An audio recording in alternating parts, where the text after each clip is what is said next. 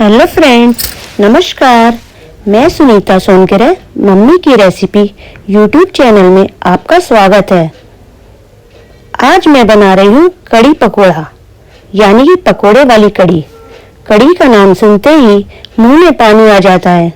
हमारे भारत में कड़ी सभी के घरों में बनती है और सभी का कड़ी बनाने का अलग अलग तरीका होता है। हम हिंदुओं के घरों में जब बच्चा होता है तो कड़ी छठी पर भी बनती है और शादी के टाइम भी हल्दी पर भी कड़ी बनती है। और शादी हो जाने के बाद जब गोलनियों का खाना बनता है तो उसमें भी कड़ी पकोड़े बनाए जाते हैं। और बुरे टाइम में भी कड़ी बनती है, उसमें पकोड़े नहीं डाले जाते, वो कच्ची कड़ी बनाते हैं। और कान्हा जी की छठी मनाते हैं तब भी कड़ी बनती है, उसमें लहसुन और प्याज नहीं डालते हैं। कुछ लोग कहते हैं हमें कड़ी पकोड़े बनाने में बहुत प्रॉब्लम होती है। मैं अपनी रेसिपी में कड़ी पकोड़े बनाते हुए अच्छे टिप्स और ट्रिक्स बताऊंगी, जिससे उन्हें कड़ी पकोड़े बनाने में कोई दिक्कत नहीं आएगी। सबसे पहले मैंने 4 हरी मिर्च, 3 प्याज, 1 अदरक का टुकड़ा, 1 पूरा लहसुन और हरा धनिया लिया। हरे धनिया को मैंने साफ करके और धोकर छलनी में रख दिया ताकि सारा पानी निकल जाए। और प्याज, लहसुन, अदरक को छीलकर धो लिया और बारीक बारीक काट लिया। अब मैंने पकोड़े बनाने के लिए 1 कटोरी बेसन लिया। पकोड़े कड़ी की जान होते हैं, ये बहुत अच्छे बनने चाहिए और बहुत ही सॉफ्ट होने चाहिए। इसके लिए बहुत सारी बातों को ध्यान रखना चाहिए, जो मैं आगे बताती जाऊंगी। मैंने पकोड़ों के लिए बेसन में अजवाइन, हींग, जीरा और सौंफ डाल दी है। इन सब इंग्रेडिएंट से कड़ी के लिए पकोड़े बहुत टेस्टी और अच्छे बनते हैं। इनकी वजह से पेट में गैस भी नहीं बनती। अब मैंने बारीक कटी हुई प्याजें, हरी मिर्च, अदरक, लहसुन और 1 छोटा चम्मच लाल मिर्च और 1 छोटा चम्मच नमक और हाफ छोटा चम्मच गरम मसाला डाला।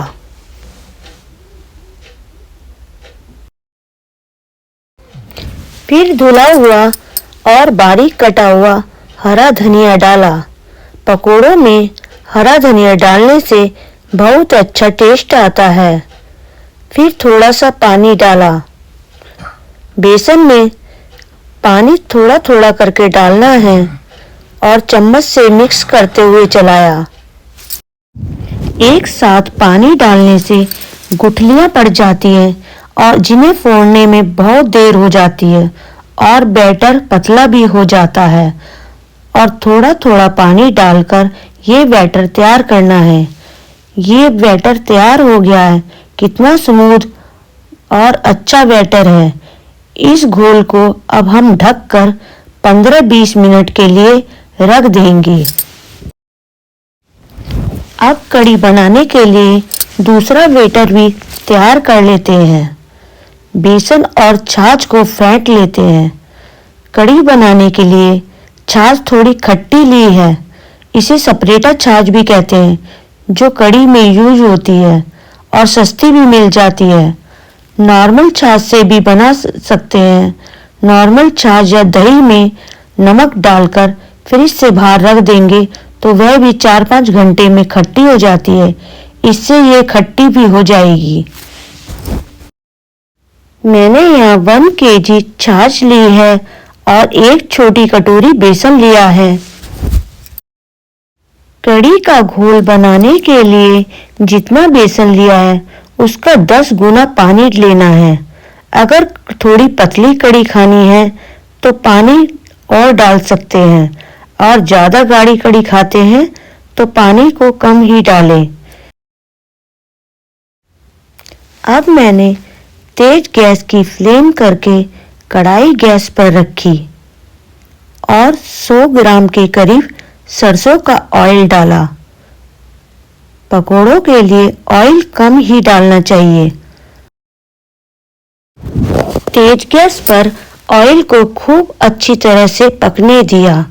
जब तक ऑयल का कलर चेंज न हो जाए और तेज धुआं निकलने न लग जाए, तब तक उसे तेज गैस पर अच्छी तरह से उबाल आने दिया।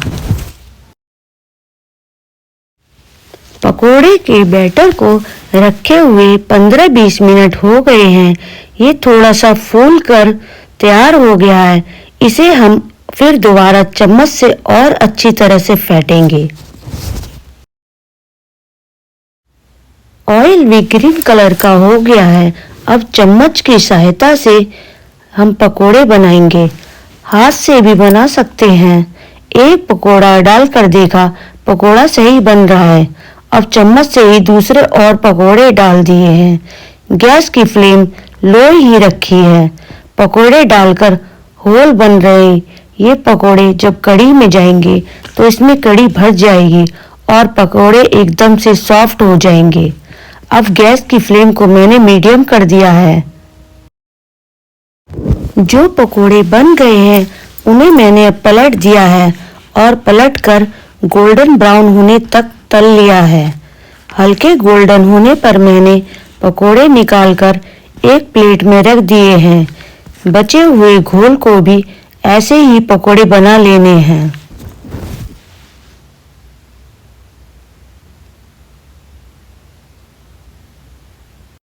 कहते हैं पकोड़े कड़ी की जान होते हैं।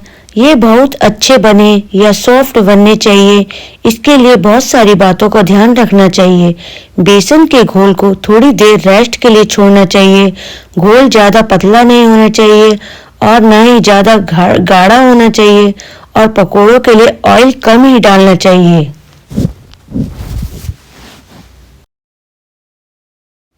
कुछ लोग पकोड़ों के लिए बेसन में खाना सोडा या बेकिंग पाउडर डालते हैं। उन्हें वो नहीं डालना चाहिए। ये चीजें हमारा पेट खराब करती हैं। आधा घंटा बेसन को फेंट कर रख देने से पकोड़े बहुत स्वादिष्ट बनते हैं। अब मैंने कढ़ी छोंकने के लिए सूखे पिसे हुए मसाले निकाले। कुछ करी लीव्स, एक तेज पत्ता, 1 चम्मच जीरा, आधा छोटा चम्मच अजवाइन, आधा छोटा चम्मच लाल पिसी मिर्च, 1 चम्मच हल्दी, 1 चम्मच धनिया, आधा चम्मच गरम मसाला और आधा चम्मच मेथी दाना। जिस तेल में मैंने पकोड़े बनाए हैं उसी तेल में मैं कढ़ी को छोंकूंगी।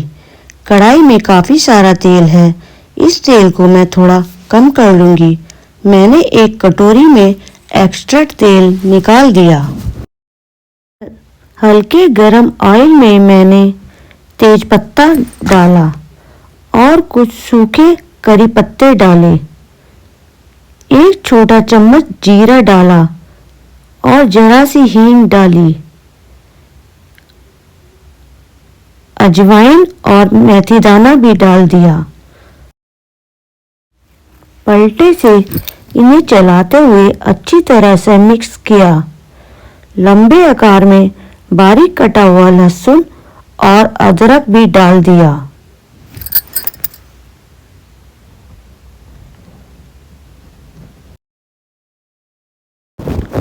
और फिर पलटे से इसे अच्छी तरह से चलाया। अब मैंने थोड़ी सी बारीक कटी हुई प्याजें भी इसमें डाल दी। उसे भी पलटे से अच्छी तरह से मिक्स किया। अब मैंने गैस की फ्लेम हाई कर दी है ताकि ये अच्छी तरह से खूब फ्राई हो जाए। मैंने ये तड़का तैयार कर लिया है। अब मैंने गैस की फ्लेम बंद कर दी है। ये बनाया हुआ तड़का मैंने दूसरे एक बर्तन में निकाल दिया है, क्योंकि जब कढ़ी बन जाएगी तब ये तड़का और लाल मिर्च और हरी मिर्च डालकर ऊपर से तड़का लगाएंगे।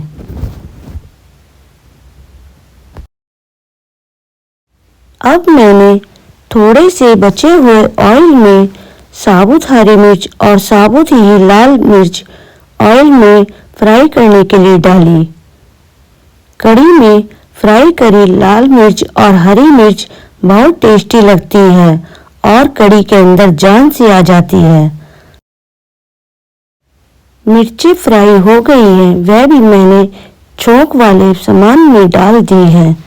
अब थोड़ा सा शाही जीरा डालकर पिसे हुए सूखे मसाले डाले।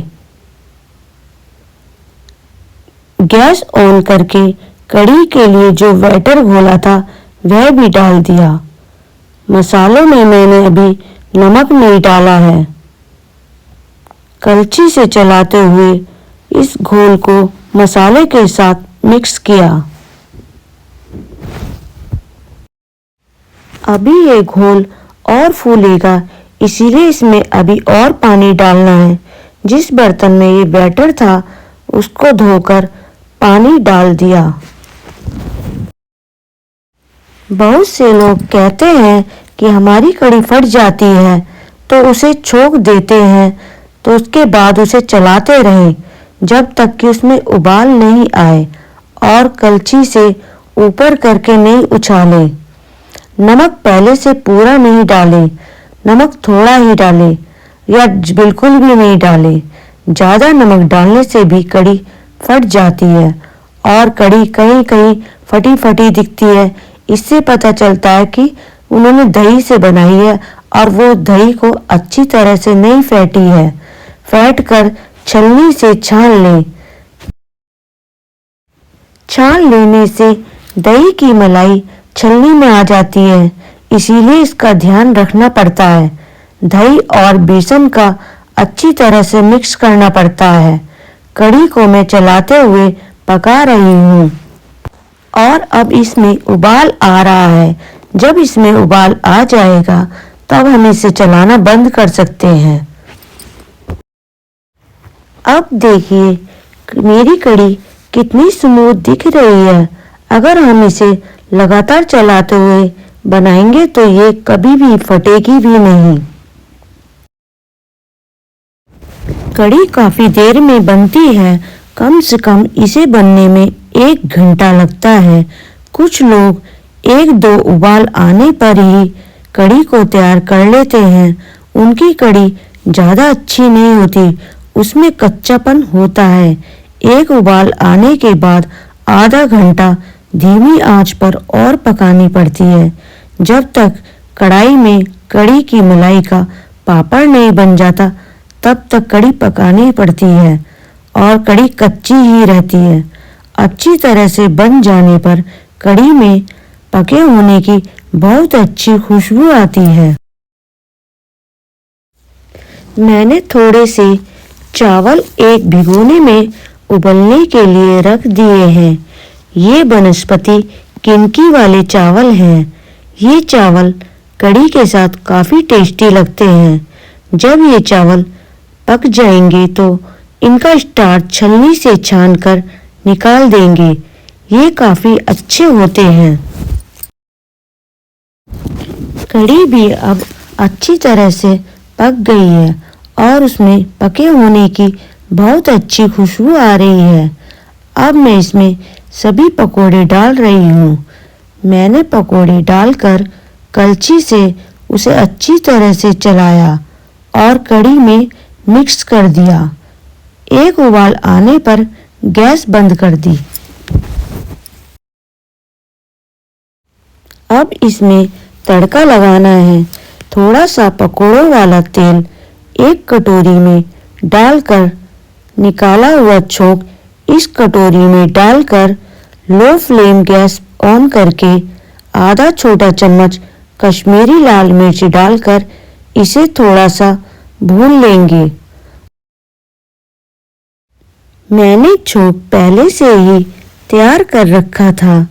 इसे थोड़ा सा हल्का सा ही गरम करेंगे और गरम हो जाने पर कढ़ी के ऊपर डाल देंगे। मेरी कढ़ी बन चुकी है। इसमें जान डालने के लिए तड़का भी तैयार कर लिया है। कढ़ी बहुत अच्छी बनी है और काफ़ी टेस्टी है और पकोड़े भी बहुत अच्छे बने हैं। ये भी बहुत सॉफ्ट है और बहुत ज़्यादा टेस्टी बने हैं। ये कढ़ी 10-15 लोगों के लिए है। अगर कढ़ी खट्टी नहीं बनी तो इसके लिए कढ़ी बनने के बाद एक नींबू का रस निकालकर बनी हुई कढ़ी में डाल दें और अच्छी तरह से मिक्स कर दें। कढ़ी खट्टी हो जाएगी। अगर कढ़ी ज़्यादा खट्टी हो गई है और खाने में अच्छी नहीं लग रही तो उसमें मलाई डाल दें या थोड़ी सी क्रीम डाल दें। ये खट्टापन को कम कर देते हैं और खटाई को बैलेंस कर देते हैं। या फिर थोड़ा बेसन पानी में घोलकर तैयार कर लें। जैसे कढ़ी को उबालते हैं ऐसे ही उबालें और अच्छी तरह से पक जाने पर कढ़ी में डाल दें और कढ़ी कम खट्टी हो जाएगी। बासी कढ़ी और भी ज़्यादा टेस्टी हो जाती है। इसे आज खाइए, कल खाएं या परसों खाएं। गर्मियों में फ्रिज में रखकर 3 दिन तक खा सकते हैं और सर्दियों में तो कितने भी दिन खा सकते हैं। बासी कढ़ी ताजी कढ़ी से भी ज़्यादा टेस्टी होती है और काफ़ी अच्छी होती है। कढ़ी चावल और करारी करारी रोटियों के साथ सर्व करें। कढ़ी के साथ जब तक चावल ना हो तो कढ़ी में स्वाद ही नहीं आता। हमारे घर में कढ़ी सभी की जान है और सभी बहुत खुश होकर खाते हैं और हर हफ्ते बनती है। अब तैयार है कढ़ी चावल और करारी करारी रोटियां। मिलते हैं फिर किसी ऐसी ही टेस्टी सी रेसिपी के साथ नेक्स्ट वीडियो में। Bye bye.